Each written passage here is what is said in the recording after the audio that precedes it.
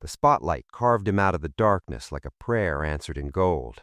It was February 1969 at the Sands Hotel, and Dean Martin moved through Everybody Loves Somebody the way smoke moves through silk, effortlessly, inevitably, leaving everyone a little breathless in its wake.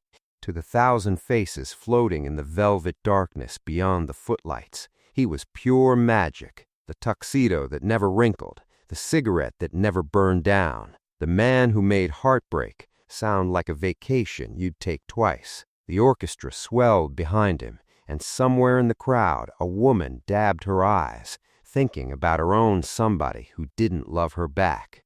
At a corner table, 3 businessmen from Detroit leaned forward, mesmerized by a man who seemed to own every secret about being alive, without caring too much about any of it. He was the king of cool, and cool, by definition, never cracks. But that night, between the second and third verse, something did crack. Not visibly. Dean Martin's timing remained flawless, his voice bourbon smooth, his smile that perfect half-moon of mischief that made the world believe life was just an elegant joke. But if you knew where to look, and almost nobody did, you'd have seen his knuckles whiten around the microphone stand. You'd have noticed his eyes drift past the crowd, past the casino floor, past the desert itself, all the way back to a living room in Beverly Hills where 3 hours earlier his wife had been burning him alive. Not in the tabloids, not with lawyers, in the fireplace. The house had been tomb quiet when he'd walked in, still wearing his golf clothes, still carrying the easy satisfaction of a man who'd just shot under par. Dean Martin craved quiet the way other men craved applause. He famously left Hollywood parties at 10 sharp to go home, watch a Western, and eat a sandwich in blessed silence. But this silence was different. It carried the sharp, acrid scent of destruction. He found Jean in his study, kneeling before the fireplace like a penitent at an altar. The flames were hungry, fed by a stack of papers he recognized with the kind of instant, gut-punch clarity that stops time. His letters, 23 years of them, handwritten notes he'd sent from lonely hotel rooms in Vegas, from movie sets in Rome, from anywhere the world had pulled him away from her. Letters where the king of cool had poured out a heart so fragile, so desperately human, that the public would never have recognized the man who wrote them. He watched his own handwriting curl into ash, blue ink on yellowed paper, turning black, then orange, then nothing. Words he'd written when he was still Dino Crocetti from Steubenville, still hungry enough to put his feelings on paper, still innocent enough to believe that love letters were promises the world couldn't break. When he asked her why, not the angry demand of an insulted star, but the broken whisper of a man watching his own history disappear, Jean looked up with eyes that had already said goodbye. She didn't scream. She didn't throw anything. She simply told him the truth that would haunt him for the rest of his life. The man who wrote these letters is dead. I'm burying him so I can finally let you go. It wasn't the divorce that broke Dean Martin. Divorce was public, legal, something that happened to celebrities every day. This was intimate, permanent. This was the woman who knew him best declaring that the most vulnerable parts of him didn't deserve to survive. The boy from Ohio who'd once needed her so desperately he'd filled pages with promises. That boy had been murdered by the man on stage, and she was burning the evidence. The band kept playing, but the man holding the microphone was never quite the same. Dean Martin spent his life making the difficult look easy, but stories like this reveal the heavy cost of that cool. If you want to keep the memory of the true Rat Pack alive, consider supporting the channel by buying me a coffee using the link in the description. Your support helps us uncover these lost legends. Now, let's go back to 1941, when a shy kid named Dino wrote his first love letter to a girl named Jean Beeger and meant every impossible word. Before he was Dean Martin, he was just Dino, and Steubenville didn't care about dreams. It was a town of brick and smoke and second-hand chances, where the steel mills painted everything gray, and men came home with their shirts smelling like honest work and their pockets light. Dino Crocetti walked those streets with his shoulders slightly rounded, as if the world had started telling him no long before he learned how to say yes back. He was the son of Italian immigrants, the boy who spoke English with an accent so thick kids at school laughed and teachers sighed, whose nose had been broken one too many times in the boxing ring, who dealt blackjack in back rooms and bounced at clubs that pretended they were fancier than they were. But beneath the rough exterior of a mill worker lived a poet who didn't yet know how to speak. So instead, he wrote. When he met Jean Beager, a stunning model with poise and polish, the mismatch seemed almost comical to everyone but them. She was grace incarnate. He was a nightclub singer, living out of a suitcase, chasing gigs from Cleveland to New York for pennies. The road was a lonely, brutal place for a young singer, a succession of cheap motels and empty dressing rooms where the silence was loud enough to break you. To survive that silence, Dino poured himself into letters. The first one arrived in October 1941, written on lined paper torn from a notebook, the edges still ragged. Jean held it up to the window of her parents' house in Cleveland, watching afternoon light filter through ink that had smudged in places, as if the writer had been rushing, or nervous, or both. The handwriting slanted hard to the right, urgent and uneven, words occasionally misspelled in ways that made her smile. This wasn't the polished prose of a man trying to impress. This was something raw, more desperate. This was Dino Crescetti telling her the truth. These weren't casual notes. They were desperate, aching confessions of a man in love. He wrote on wrinkled hotel stationery, on the backs of menus, on anything he could find. His penmanship was clumsy, his spelling worse, but the feeling was crystalline. He told her about missing home, about his mother's cooking, about feeling like an outsider everywhere he went.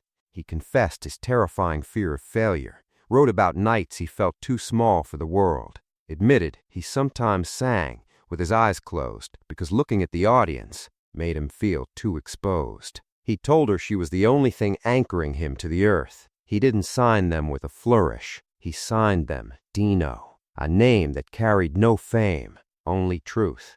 Quietly, in the margins of all that vulnerability, he made small, invisible stands. When a fellow musician got stiffed by a crooked club owner, Dino peeled off cash from his own envelope and pressed it into the man's hand. When a booker suggested they keep the black musicians in the back for a show, Dino walked away from the gig, knowing full well he didn't have others lined up. He never wrote these things like bragging. If he mentioned them at all, it was in a single throwaway line, almost embarrassed by his own decency. Jean kept every letter. She placed them in a wooden box, the cheap kind with a little brass clasp that never quite shut right, paper that smelled like bus exhaust and cigarette smoke and cheap cologne. But to her, it was scripture. Those letters were proof that the man she loved was soft, vulnerable, and deeply feeling. On their wedding day in 1949, long before Dean Martin became a name on marquees, Jean took his hands and told him something that lodged in his chest. "These," she said, nodding toward that box of chaotic, ink-stained pages, "these are who you really are. Don't let this town, or any other, take that away from you." He kissed her and promised he wouldn't. But somewhere, far off in the distance, the faint echo of applause was already starting to call his name, and the box of letters was already becoming a time capsule of a version of him that fame would slowly, relentlessly erase. The transformation happened with the violence of lightning striking twice in the same place. One moment Dino Crescetti was singing to half-empty rooms where the clink of silverware competed with his voice. The next he was standing beside Jerry Lewis on a stage in Atlantic City, watching 1,000 faces light up like they'd just witnessed a miracle. It was 1946. And what happened that first night at the 500 Club wasn't just chemistry, it was alchemy. Jerry was pure chaos, all rubber limbs and manic energy bouncing off the walls, while Dino discovered he could be the unshakable center of gravity, the straight man with the lazy smile who made everything look effortless. Together, they didn't just entertain, they hypnotized. But miracles in Hollywood require careful engineering. Dino Craschetti had rough edges that needed sanding smooth. The accent went first, hours spent in front of mirrors, repeating phrases until his tongue learned to betray its origins. The broken nose stayed, but everything around it softened, became more palatable to American audiences who wanted their Italian Americans charming rather than threatening. Someone suggested the name change, and Dino became Dean. Craschetti became Martin. Clean, marketable, safe. Then came the greatest magic trick of his career, the drunk act. On stage, Dean would stumble just enough to seem loose, slur just enough to seem careless, gaze at audiences through heavy-lidded eyes that suggested he had nowhere else to be and nothing else to prove. The world fell in love with the handsome lush who didn't give a damn about anything. But inside the glass he perpetually held was apple juice. Inside the man was stone-cold sobriety and terrifying discipline. He was performing a character so convincingly that people stopped asking who lived underneath the act. Jean watched this metamorphosis from theater wings and hotel lobbies, initially with the pride of a wife seeing her husband finally win.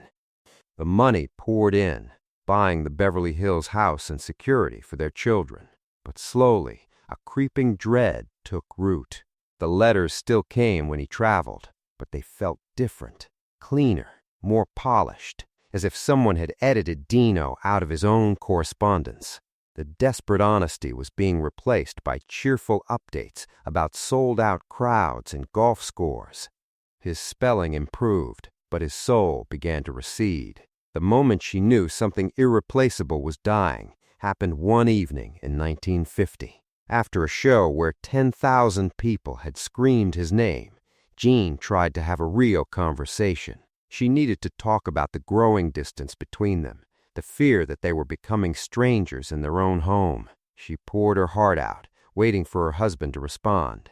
Instead, Dean Martin answered. He swirled his drink, flashed that $1,000,000 smile, and deflected her pain with a perfectly timed joke, treating his wife's vulnerability like a heckler who needed charming into silence. He wasn't being cruel. He simply couldn't take the mask off anymore. When the partnership with Jerry Lewis exploded in 1956, the headlines blamed egos and money. But privately, Dean faced something more terrifying. Without Jerry's manic energy to bounce off, he had to fully inhabit the cool persona alone. A bandmate would recall, decades later, walking past a dressing room and seeing something that haunted him. Dean standing before a mirror in his shirt sleeves, practicing that famous shrug over and over, rehearsing how to look like he didn't care about anything. In 1957, riding the crest of solo success that surpassed even the partnership's heights, Dean came home late to find his house dark and quiet. Alone in his study, he opened the wooden box John treasured and pulled out one of his old letters. The paper was soft from years of handling. The ink faded, but still readable. He studied his own handwriting as if it belonged to a stranger, the jagged desperation, the misspelled confessions, the raw need that had once poured onto every page. When Jean found him there, his face wet with tears he couldn't explain, he looked up with eyes that seemed to be searching for something lost forever. His voice came out small, nothing like the velvet instrument that crooned from every radio in America. I don't recognize my own handwriting anymore. It was more than an observation. It was a eulogy for the man who had once believed that putting his heart on paper could save him, spoken by the legend who had learned that immortality came at the cost of everything that made life worth living. By the early 1960s, Dean Martin wasn't just a man. He was an atmosphere that hung over American culture like expensive cologne. His face flickered from movie screens and air-conditioned theaters. His voice floated from car radios on long highways. His name pulsed in neon over Las Vegas like a promise that life could be beautiful and painless. The Rat Pack films turned him into shorthand for masculine grace, the man who could wear a tuxedo through a gunfight and emerge without a wrinkle. His television variety show made Thursday nights an event, families gathering to watch him croon and joke and make everything look like the easiest thing in the world. The house in Beverly Hills was proof of the dream, realized. Sunlight poured through floor to ceiling windows, settling on white carpets and carefully chosen furniture. The air infused with the faint scent of perfume, tobacco, and money. Children's laughter echoed down hallways, overlapping with the tinny sound of his own voice, sometimes playing from a television in another room. It was the home people in Steubenville would never have dared to dream about. A masterpiece of mid-century luxury that should have felt like paradise. But inside that shining house, the distance between Dean and Jean had become an unspoken country, wide and uncharted. He was physically present more than most stars. He famously left parties early, turned down location shoots that would keep him away too long, insisted on sleeping in his own bed. But presence and availability are not the same thing. He moved through the Beverly Hills mansion like a guest star in his own life, charming but unreachable, performing fatherhood rather than inhabiting it. Christmas 1964 crystallized everything Jean had been trying not to see. The house was dressed in fragile magic, the tree magnificent in the corner, presents piled beneath it in carefully wrapped abundance. Dean sat on the floor with their children, making them laugh with perfectly timed jokes and exaggerated expressions, turning the unwrapping of presents into a running bit that had everyone in stitches. But Jean watched from the doorway and felt her heart crack because she recognized what she was witnessing. He was entertaining them, working the room, giving them Dean Martin when what they needed was their father. When the laughter died down and his youngest daughter tried to climb into his lap for a quiet moment, she saw him stiffen almost imperceptibly, saw him glance toward the television like a man looking for an exit. Even with his own flesh and blood, he couldn't stop being Dean Martin. The mask had fused to the skin. The silent hero in him still flickered through the cracks of the persona, but even his kindness had become a secret vice, practiced only on strangers. A cameraman's wife got cancer, and Dean paid every medical bill without being asked, but did it through his accountant, maintaining careful distance from the actual suffering. He slipped cash to a grip whose wife was sick, quietly covered a waitress's overdue rent after overhearing her worry, noticed the extra working 16 hours straight, and insisted they break for a meal. These acts came without fanfare, no publicist alerted, no cameras invited. They happened in the dark, when no one was watching, as if the boy who once wrote letters was still trying to talk to the world in secret. But those hidden gestures never quite made it home. Late at night, when the house finally fell silent and Dean retreated into his televised cowboy worlds, Jean would pull the wooden box from its hiding place. She became a curator in a museum dedicated to a dead civilization, the keeper of an extinct language, the language of Dino Crocetti's heart. She would sit on the edge of their bed and read the old letters, tracing the words with her fingertips like archaeological evidence, proof that the man she married had once existed. The handwriting looked so urgent, so desperately alive. The ink faded, but still readable. She searched them for traces of the boy who had once confessed that he was nothing without her, while downstairs a stranger, wearing her husband's face, watched television. In perfect, unreachable silence. The letters themselves had stopped coming years ago. Even when he traveled now, he called instead of writing, and the calls grew shorter, more surface. How was the flight? How are the kids? The weather's nice here. Love you. Click. The telephone line was a perfect conduit for Dean Martin.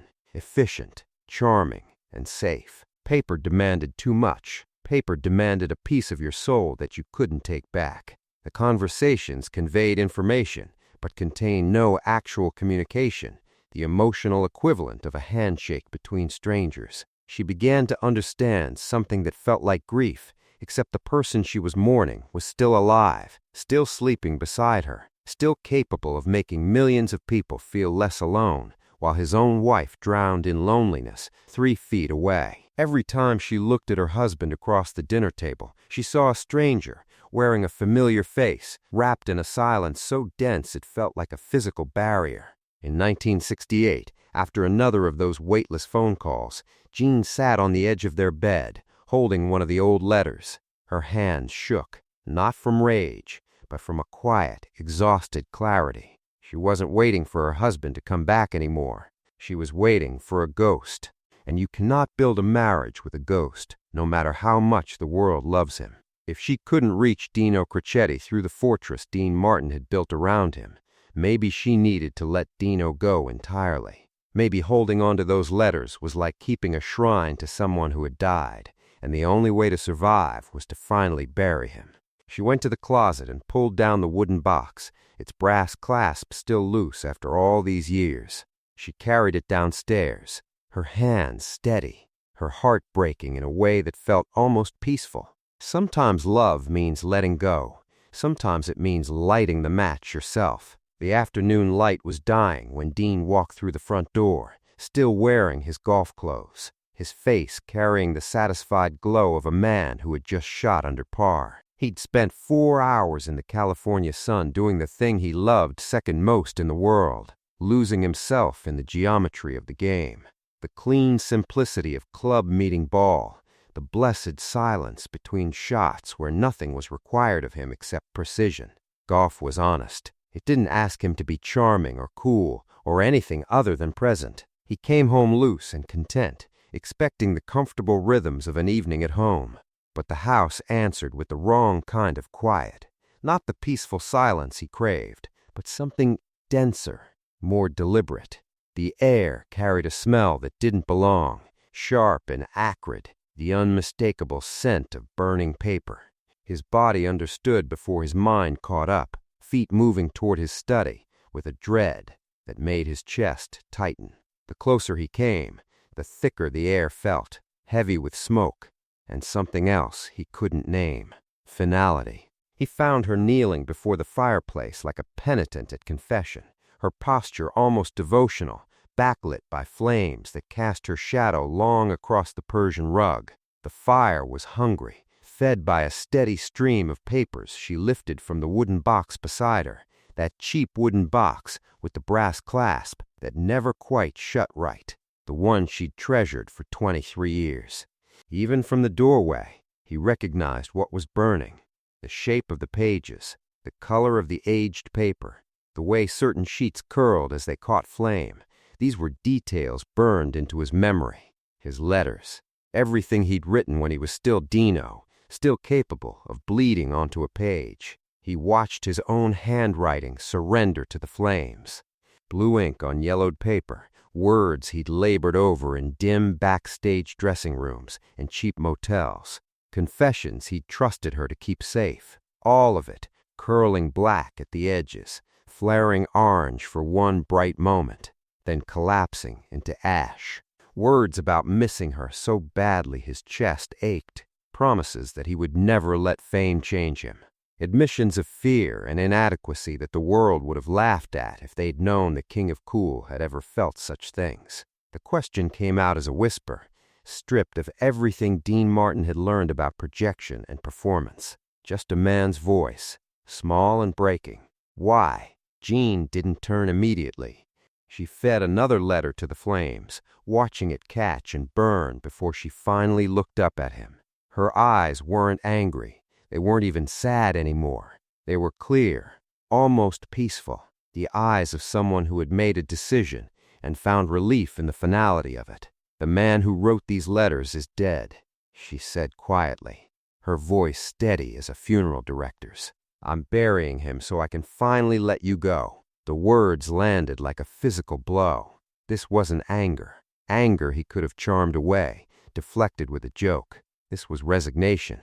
This was his wife performing a funeral rite, laying to rest a version of him that no longer existed. The vulnerable boy from Steubenville, who had once needed her so desperately he'd filled pages with misspelled promises. That boy had been murdered by Dean Martin, and she was burning the evidence because keeping it alive was killing her. You cannot love a ghost, and Jean had been trying to love one for far too long. He could have grabbed the box, could have lunged for the remaining letters, could have screamed or raged. Instead, he sat down in the armchair near the fire, watching himself disappear. because somewhere deep in the place he'd learned to ignore, he knew she was right. The man who wrote those letters, the one who admitted fear, who confessed loneliness, who signed his real name with shaking hands, that man had been dead for years. They sat together as the fire consumed the last of the letters, neither speaking, the only sound the soft crackle of burning paper. It was the most honest moment they'd shared in a decade, two people finally admitting what they'd both known but been too afraid to say. Hours later, Dean Martin walked onto the stage at the Sands Hotel.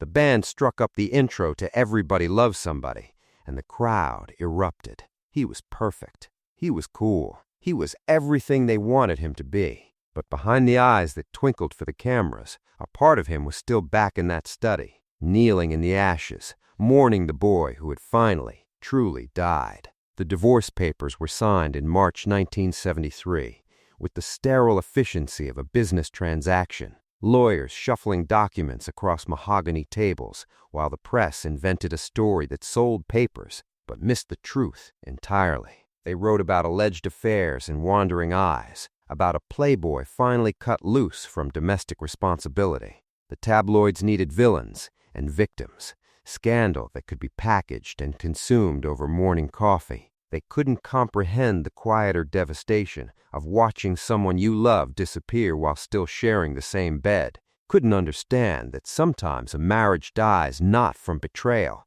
but from one person becoming unreachable while standing 3 feet away. Dean's response was to become even more Dean Martin, as if by perfecting the performance he could finally silence whatever remained of Dino Craschetti. The smile got wider, the shrug more practiced, the timing more mathematical. He booked more shows, accepted more television appearances, played more golf tournaments where cameras caught him looking relaxed and untouchable. To the world, he seemed not just fine but invincible, a man who could lose a wife and still raise a glass with perfect composure. But the people who truly knew him noticed the shift with the quiet alarm of witnesses to a slow-motion accident.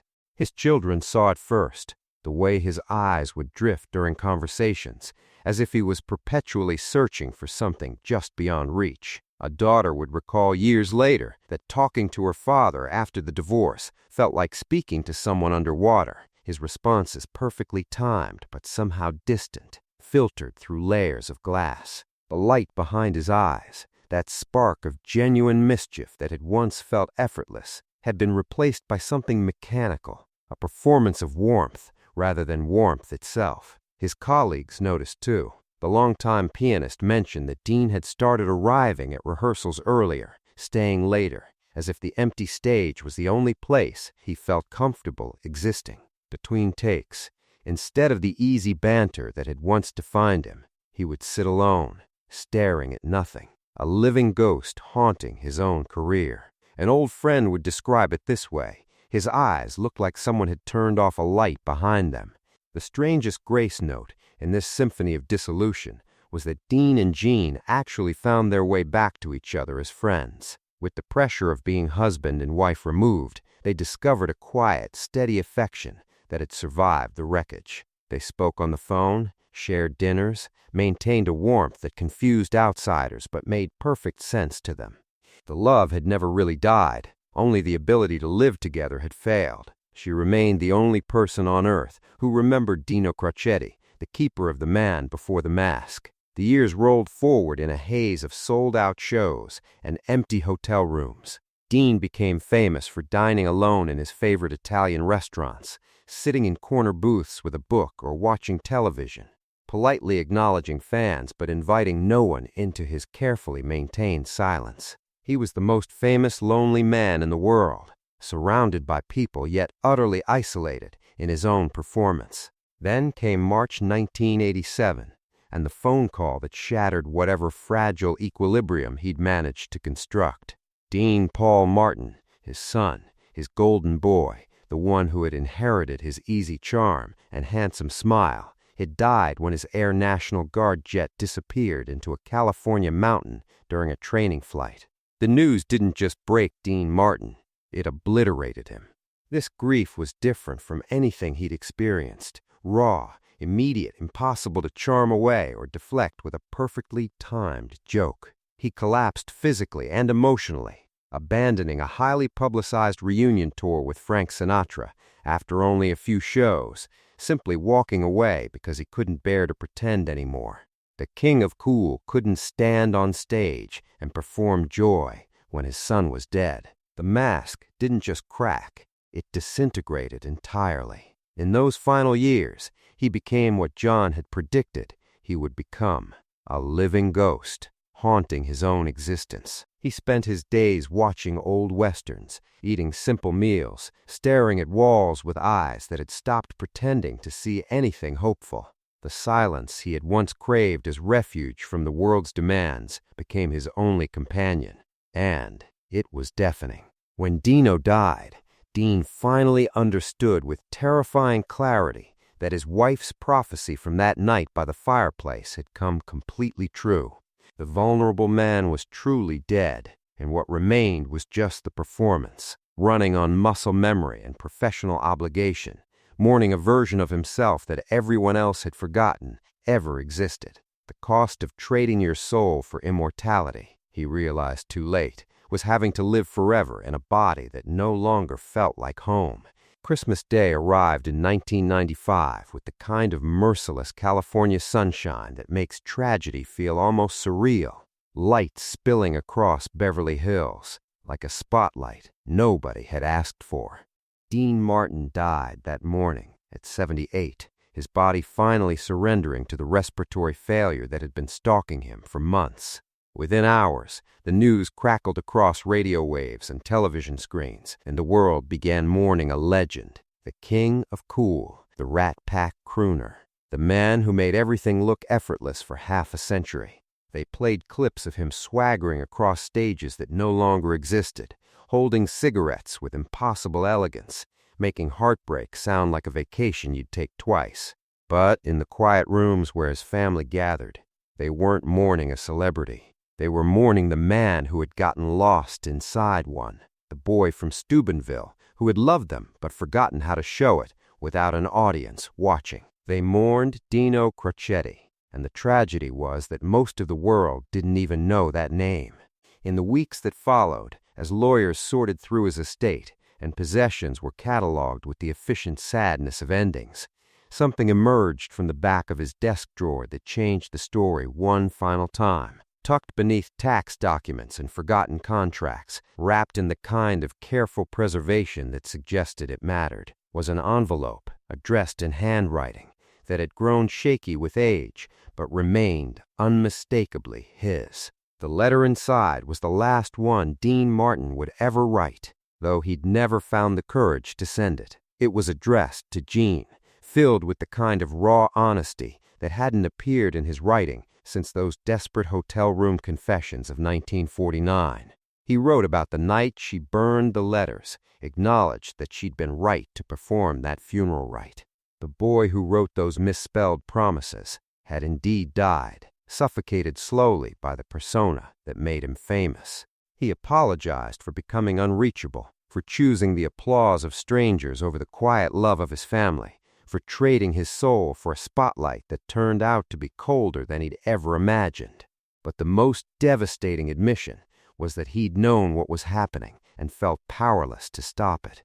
Dean Martin wasn't something he did, it became something he was, and by the time he understood the cost, the transformation was irreversible. When Jean read those pages, sitting alone with afternoon light filtering through her windows, she wept for the man she'd loved and lost long before his body gave out. Years later, in one of the few interviews she gave about their marriage, she would capture the entire tragedy with devastating simplicity. He spent his whole life making everything look easy, but that letter was the hardest thing he ever wrote, because it was true. At his funeral, amidst the celebrities and cameras and eulogies praising his talent, Jean approached the casket carrying something small wrapped in tissue paper. It wasn't flowers. It was a single yellowed piece of paper, one of the original letters she had managed to save from the fire all those years ago, hidden away like a secret prayer. She placed it inside with him, returning the words to the man who wrote them, completing a circle that had been broken the night she knelt before the fireplace. In that final, invisible gesture, the boy from Steubenville who wrote clumsy, heartfelt love letters and the man who forgot how to feel were finally, impossibly, the same person again. The legend belonged to the world, immortal and frozen in cool perfection. But the man, the fragile, broken, beautiful human being who just wanted to be known, belonged to her. And as they lowered him into the ground, Dino Craschetti finally came home.